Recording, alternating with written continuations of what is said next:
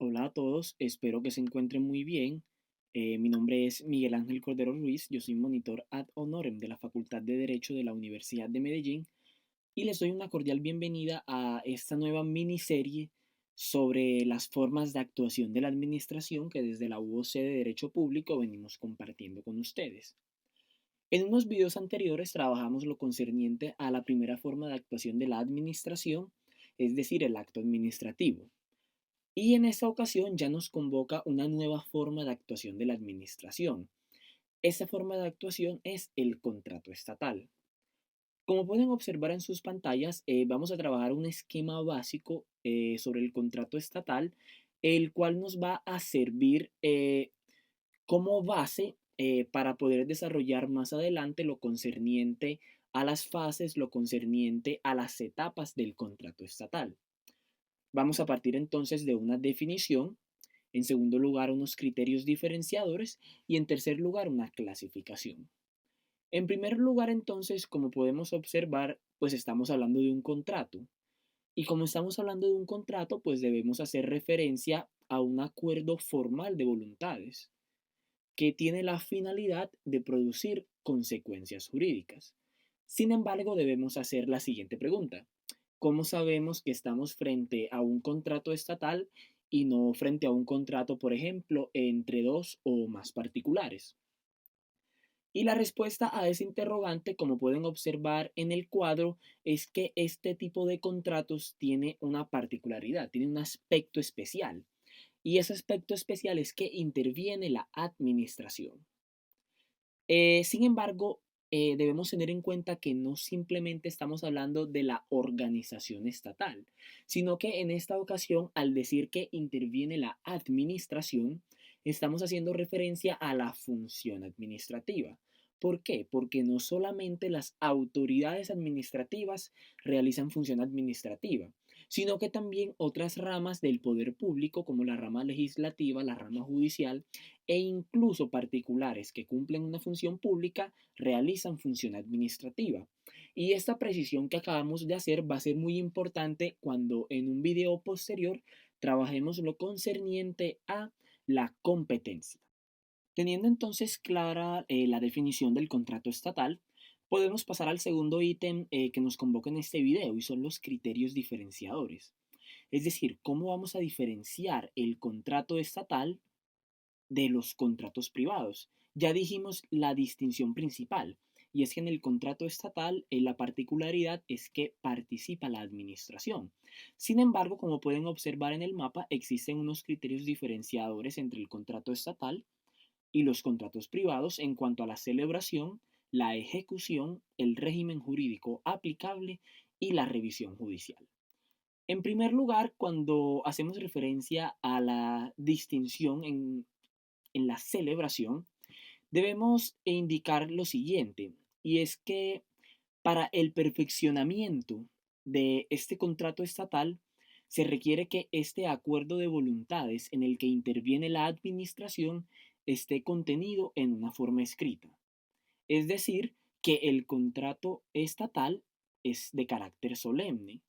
Y esta solemnidad, entonces, como todos sabemos, es la única forma, es el único medio por virtud del cual el contrato administrativo o bueno, el contrato estatal adquiere existencia. Y además, esta solemnidad es una tarifa legal en materia probatoria. Es decir, estamos hablando de que la forma escrita en el contrato estatal es un requisito tanto de existencia como de la prueba. Sin embargo, existe una excepción eh, a esta formalidad escrita, consagrada en el artículo 41 de la Ley 80 del 93, y es en los casos en que se presente una urgencia manifiesta. En este caso, nos va a indicar la ley que la modalidad de contratación va a ser la contratación directa. Pero entonces debemos hacernos la pregunta, ¿cuándo existe una urgencia manifiesta? Y para eso nos debemos remitir al artículo 42 de esta ley 80. Recordemos que la ley 80 es el denominado Estatuto de la Contratación Estatal. Y esta ley 80 nos va a indicar que existe urgencia manifiesta en tres casos muy especiales. En primer lugar, cuando la continuidad del servicio exige el suministro de bienes o la prestación de servicios o la ejecución de obras en el inmediato futuro. En segundo lugar, cuando se presenten situaciones relacionadas con los estados de excepción. Y en tercer lugar, cuando se trate de conjurar situaciones excepcionales relacionadas con hechos de calamidad o constitutivos de fuerza mayor o desastres que demanden situaciones, bueno, actuaciones inmediatas. Es decir, en general, cuando se trate de situaciones que imposibiliten acudir a los procedimientos de selección pública. Esta urgencia manifiesta va a tener una particularidad muy importante y es que nos va a indicar la ley 80 que la urgencia manifiesta se debe declarar mediante un acto administrativo motivado, el cual posteriormente de manera oficiosa va a ser revisado por el órgano de control fiscal, tal como nos indica el artículo 43 de la ley 80, y ese pronunciamiento se debe realizar dentro de los 2 meses siguientes sobre los hechos y las circunstancias que determinaron tal declaración. En segundo lugar, como pueden observar en el mapa, hacemos referencia a un criterio diferenciador y es la ejecución. ¿Cómo diferenciamos entonces el contrato estatal de los contratos privados desde la ejecución? Pues la razón es la siguiente, y es que en el curso de la ejecución contractual, a la administración se le otorgan poderes exorbitantes de supraordinación para controlar ese objeto contractual. Eso se lleva a cabo mediante la configuración de situaciones jurídicas unilaterales que son inhabituales en el derecho privado. ¿Cuáles son estas situaciones jurídicas? En primer lugar, la imposición de sanciones patrimoniales. En segundo lugar, la interpretación unilateral del contrato. En tercer lugar, la modificación unilateral. Y en cuarto lugar, la terminación unilateral del contrato. Debemos además agregar algo muy importante y es que en la ejecución un contrato privado se caracteriza porque persigue un interés particular, el interés de los contratantes. Sin embargo, como observan en el mapa, en razón de la ejecución, vamos a darnos cuenta que la razón del contrato estatal no va a ser la persecución de un interés particular, sino que va a ser la persecución de un interés general. El tercer criterio diferenciador es el régimen jurídico. Eso es muy importante porque a los contratos estatales se les va a aplicar un régimen contenido, en primer lugar en la ley 80 del 93, en segundo lugar en la ley 1150 de 2007, en tercer lugar en la ley 1882 de 2018 y en cuarto lugar lo concerniente al decreto 1082 de 2010. A este cúmulo normativo lo vamos a denominar el Estatuto General de la Contratación Pública. Y este Estatuto General va a resaltar por dos características muy importantes. En primer lugar, que es principal. ¿Por qué? Porque este Estatuto General se basa en una lógica hermenéutica basada en principios. El tema de los principios va a ser, por supuesto, tratado más adelante en unos videos posteriores, y vamos a estudiar lo concerniente al principio de la transparencia, la economía, la responsabilidad y la legalidad. Y en segundo lugar, pues la segunda característica que va a distinguir este régimen jurídico aplicable a los contratos estatales es que es de carácter mixto. ¿Por qué es de carácter mixto? Porque combina tanto derecho público como derecho privado. Es decir, que en la fase precontractual tiene el derecho público una mayor aplicación y por lo tanto vamos a distinguir unos contratos del régimen general y unos contratos del régimen especial. Y estos se van a diferenciar en su fase precontractual. ¿Por qué? Porque en la fase precontractual de los contratos del régimen general predomina, en cuanto a la modalidad de escogencia del contratista, el derecho público. Y por otro lado, en esos contratos del régimen excepcional, o bueno, del régimen especial, va a predominar en la fase precontractual el derecho privado. Es decir, que el contratista se va a escoger de manera directa. Una vez claro eso, nos hacemos la pregunta de cuáles son este tipo de contratos del régimen excepcional. Y la respuesta es que van a ser aquellos del nivel descentralizado, funcional, vinculado. ¿Por qué? Porque en esto se aplica preponderantemente el derecho privado. Y estamos haciendo referencia entonces a este tipo de contratos que celebran las empresas industriales y comerciales del Estado, las empresas de servicios públicos domiciliarios, el Banco de la República, las universidades oficiales, las sociedades de economía mixta y las sociedades públicas.